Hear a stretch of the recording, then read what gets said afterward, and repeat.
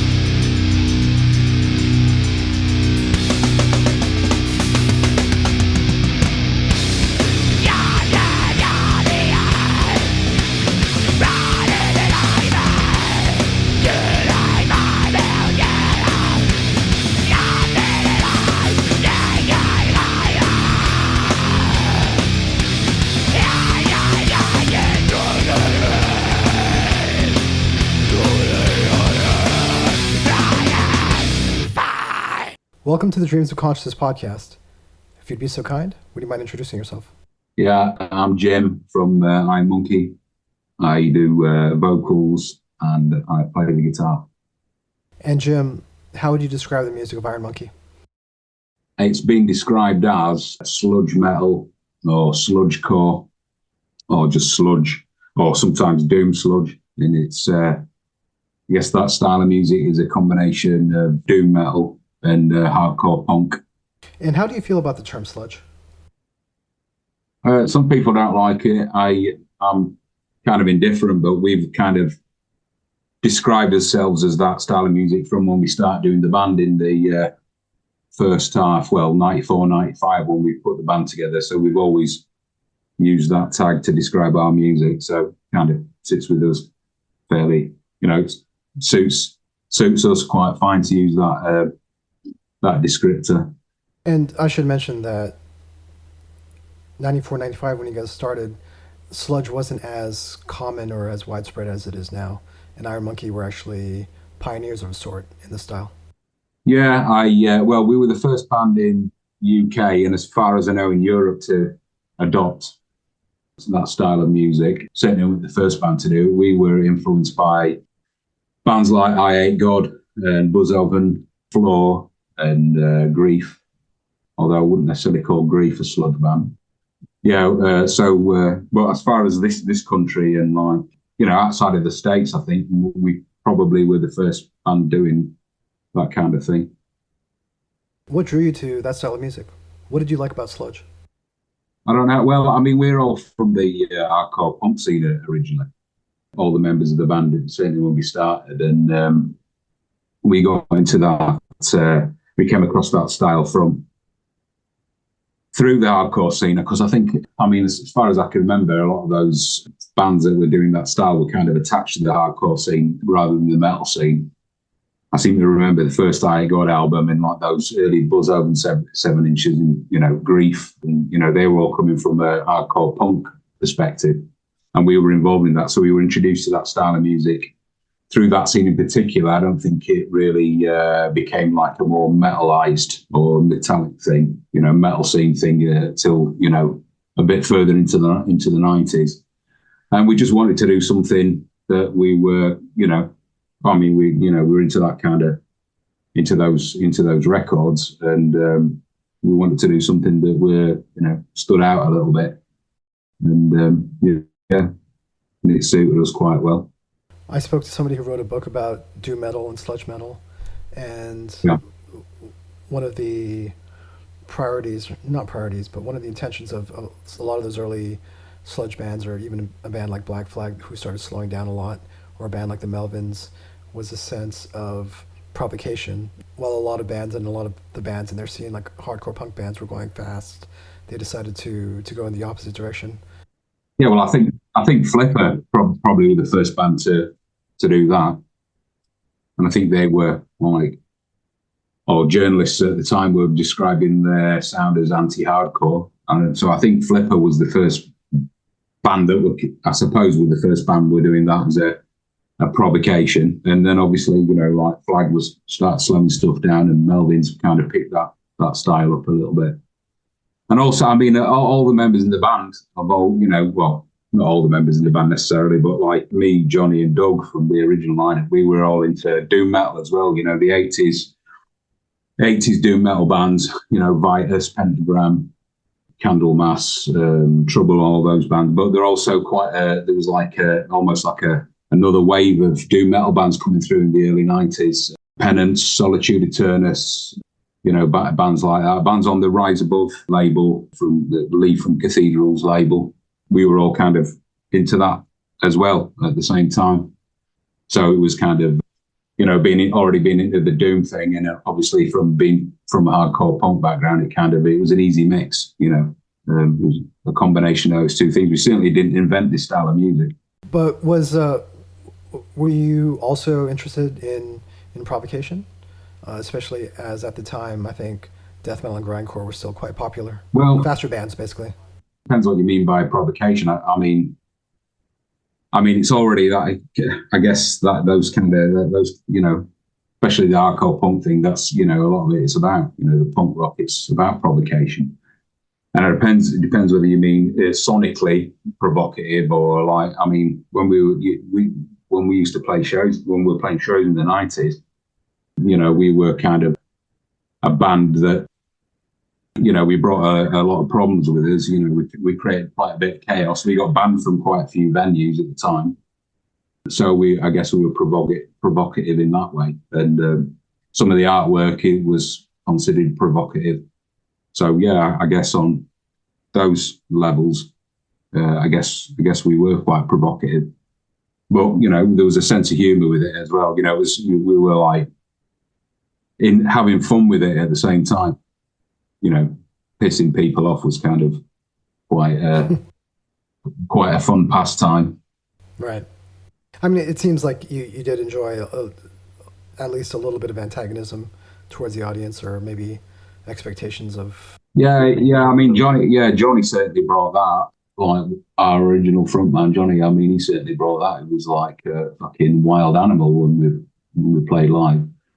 We got through a lot of broken equipment, and we had the police out to us a few times, and it wasn't like a rare thing to get, if you were in the audience, to get injured at some of those shows back then.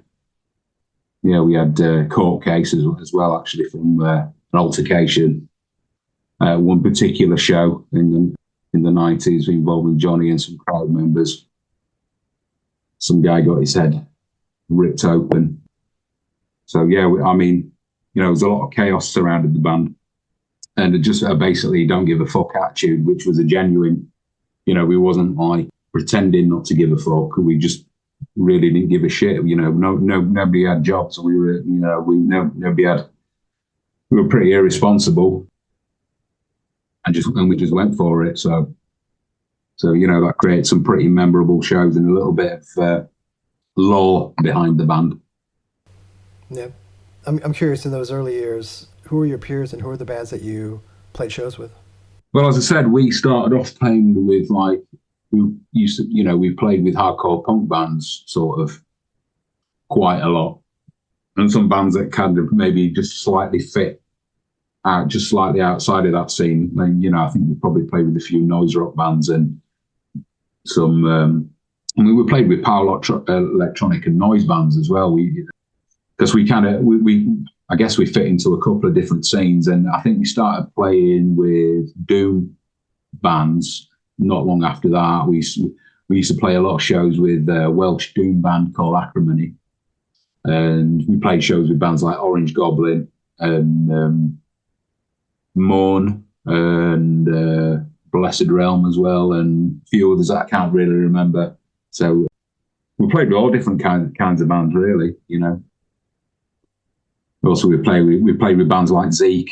I guess there's like edges to these scenes that we like joined together somewhere, and we were, I guess, in that liminal zone between a few different styles of music. Certainly with the punk and metal thing, we fit quite nicely, and so we fit on either kind of bill, really.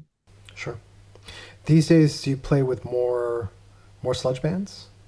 Well, in the UK, there wasn't really. I think we didn't really play with sludge bands when we started, because I don't think there was any that we were aware of. I'm still not aware of, but I think there were.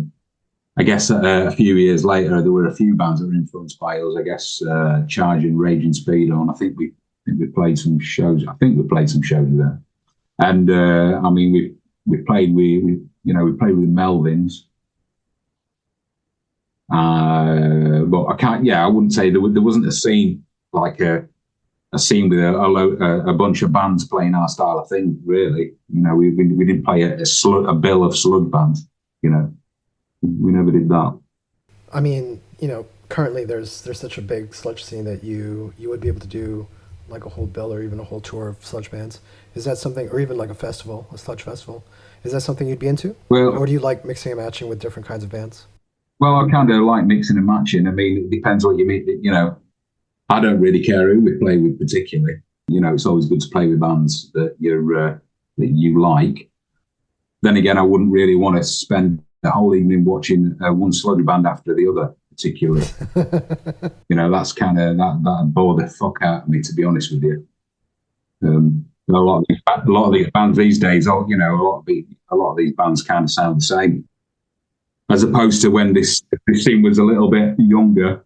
And the bands, even though they were playing the same style of music, they all stood out a little bit, you know.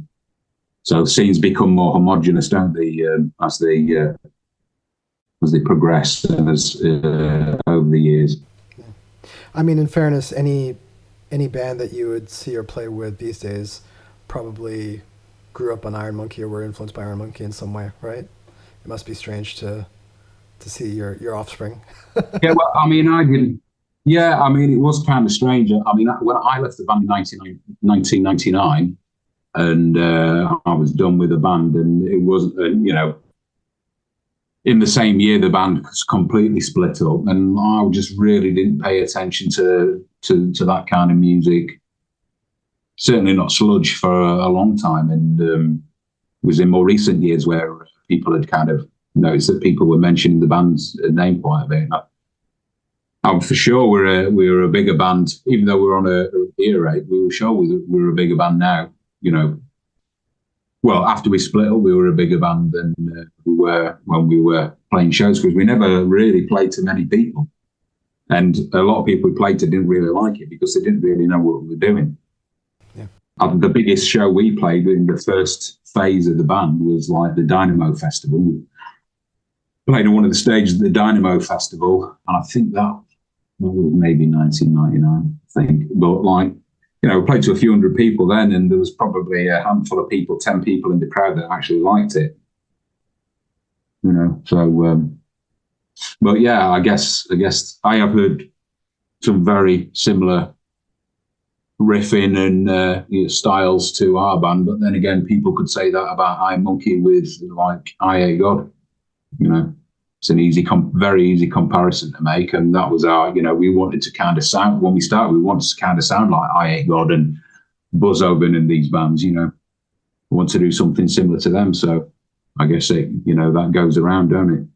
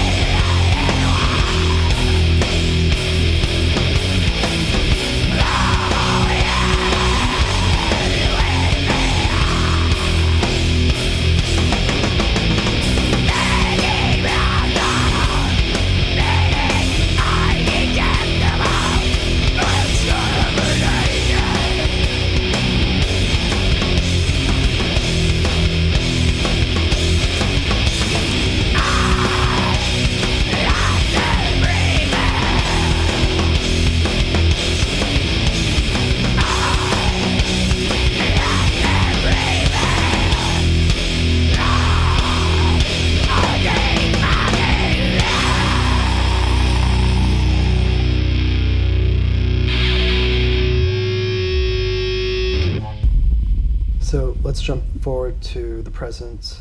Iron Monkey reformed in the winter of 2016, and as we're having this conversation, you're about to release Spleen Goad, which will be coming out through Relapse Records on April 5th. That's right, yeah. Can you tell me who's in the lineup right now? Yeah, there's myself and Z-Big, which is our drummer we've had since 2018. And we got Dean back in the band from the second album, and our problem that that was 98, I think, that album. So we got Dean back in the band. Our original bass player, who was actually original guitarist, he left a couple of years ago. So we kind of got Dean in for this album at the last minute, really. And Dean resides in Canada at the moment. So he sent his stuff over, he recorded stuff over there and sent it over. And yeah, so like Dean, there's Dean, me, and the big. So we're a three-piece. We're a three-piece on the last album, and we had a different drummer then. We had the guy who was playing drums for KSUK and a few other bands like that at the time. And he moved out of London, so we needed I like to have people local, really, if possible, especially for writing music. So we got this guy. His band, the previous band, was the Widows, who were a local, rock stoner metal band. When did you guys start working on this album?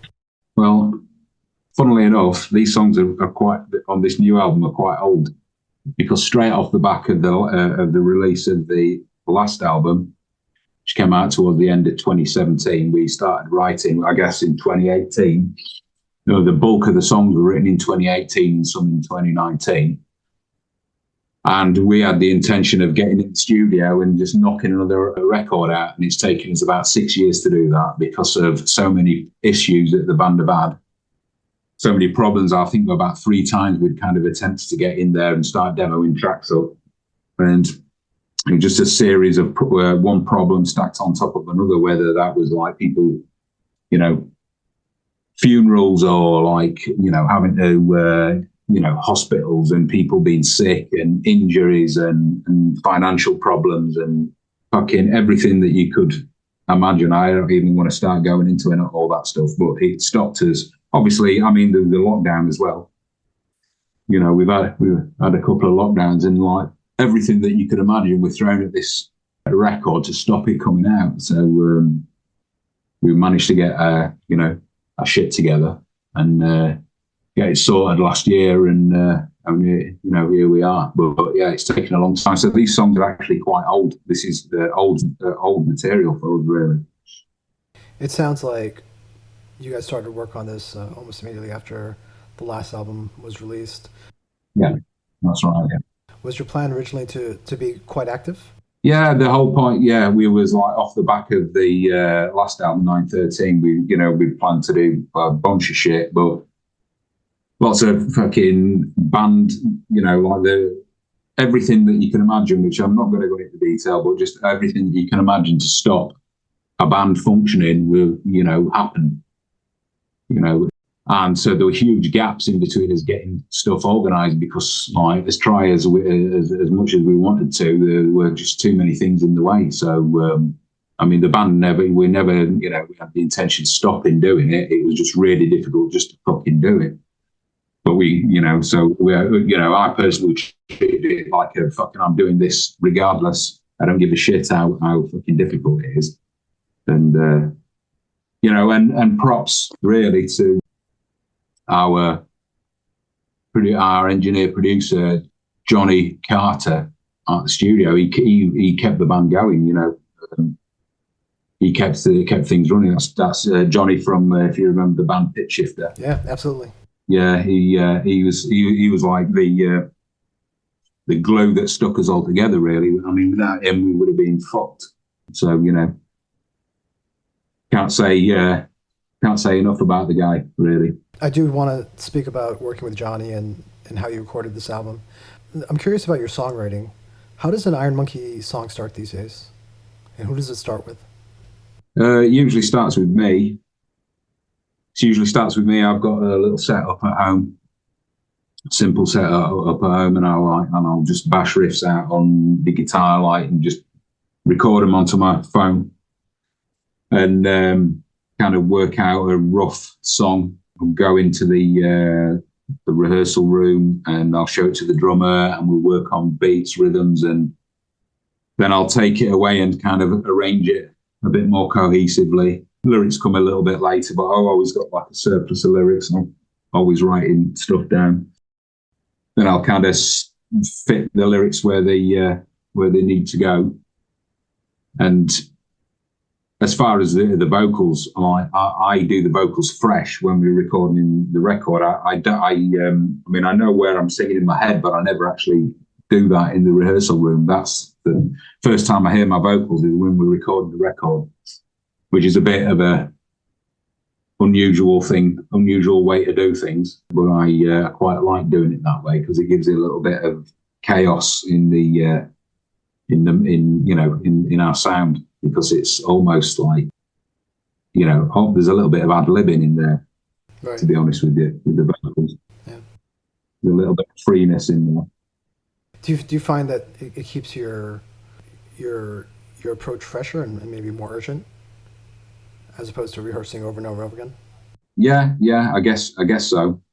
I mean, the vocal part is something I don't particularly like doing, but I mean, we could have, after Johnny, died, the only person that could have really replaced him was me. And I wasn't going to get somebody who wasn't like, somebody else in the band that was from outside of the band. And I didn't really want to do it originally. I was kind of talked into it because I've never done vocals before. And the first time I heard my vocals was the demo, doing the demos for the last album. And I was like, that sounds okay, though.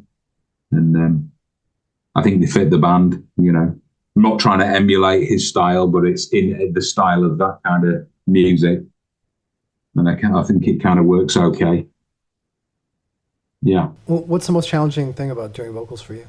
Just fucking doing the vocal. I don't know. It's just, I mean, I play guitar, I play guitar, but it's kind of fun in a way. It's, I really, I like doing the lyrics. I was always involved in the lyrics from the start. I mean, the first two albums, me and Johnny co-wrote the lyrics together. We used to live with each other, and we'd like I'd throw a line in, he'd throw a line in. That's how we wrote the lyrics before. And I think the lyrics is probably the most enjoyable parts. Not the actual singing of them, but enjoy the lyric writing process.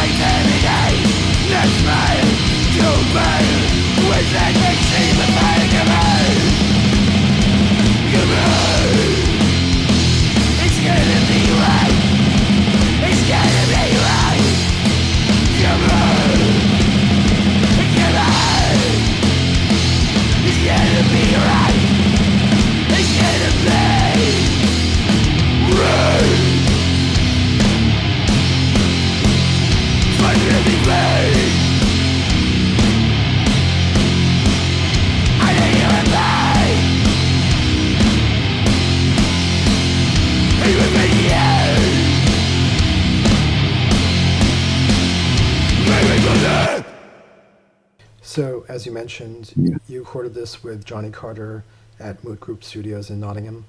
Yeah. Did you know Johnny from the Pitch Shifter days? Were the two bands quite friendly?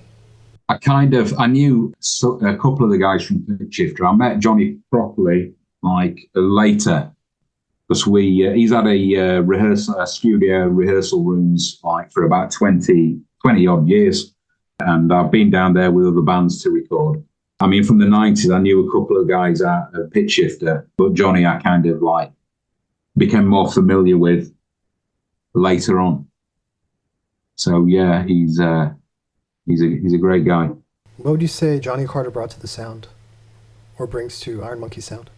Well, he's willing to listen to what we want. He gets, he's into that kind of music. He's into quite a lot of different things, really. But he understands that we want a kind of big sound, but we want it fairly raw sounding as well. He's I think he captures the sound of the band really well, and he's very conscientious, and like we know him, we know him. He's not just some guy we've hired out, or we know him as a friend. So that's a really good setup for us, and we rehearse at that studio as well. So, which has sadly just been sold, so we won't have that much longer. So that'll be gone this summer, which is a shame. Yeah. I think this album was the last thing that they recorded at that studio, right? Yeah, I think so. Yeah, possibly. I know that there was people in like round about the time we were doing stuff. But yeah, I would have. Yeah, it could be true that. Yeah. I think you also said that Dean recorded his parts remotely in Canada. Yeah, you can do that now, apparently. Yeah. Technology. Was he doing it with Johnny supervising, or did you guys just give him the temp tracks and he played to them? Yeah, we just did it that way. Yeah, we just did it that way. Sent it over and like, we'll let Johnny do his thing. Really, and yeah, I don't really know how all that shit works. I don't pay attention to things like that. I'm not a very technical person. Yeah. I can just about change a guitar string. That's the limit of my of me being a musician. Really, I honestly don't. I find it fucking boring, to be honest with you. All that knob twiddling, and I'm not interested in any of that. In any of that stuff. Is the live experience much more important for you? Bringing Iron Monkey live? Not particularly. I mean, we're kind of like we're discussing like playing shows, but like we've got a band member in Canada, and I don't want to particularly hire somebody just to play live guitar. So we've got to kind of like plan that really, really well, because the logistics are getting Dean over. Just so we're going to be like really picky about what we do and when we do it. So that's all to be confirmed. So you'll hear that from us when we're fully organised with that. That's something we're working on. So by the time people hear this episode, Spleen and Goad will be out through Relapse Records. Yeah. Jim, can you tell people how they can order the album? What's the best way to get it? You can order it through Relapse. You can pre-order it now through Relapse website. And you can get it through Bandcamp. And we've got like vinyls, different colour vinyls, CDs, and we've got a shirt. So I would go for those two. Is Relapse putting out any vinyl variants or anything like that? Yeah, we've got 3 different. Well, one of the pre-orders splatter vinyl. Well, it's a pinwheel coloured vinyl that's sold out. But we've got a couple of. We've got a splatter, and we've got two different types of splatters left, and we've got a blue one and the CD and stuff. But we sold out of like the most limited vinyl edition. And if people want to follow Iron Monkey online and find out about the tour dates that you mentioned, what's the best way to do that? You can do that through our Facebook page, and you can do that through our Instagram page. That's what we use. We don't use anything else other than those 2.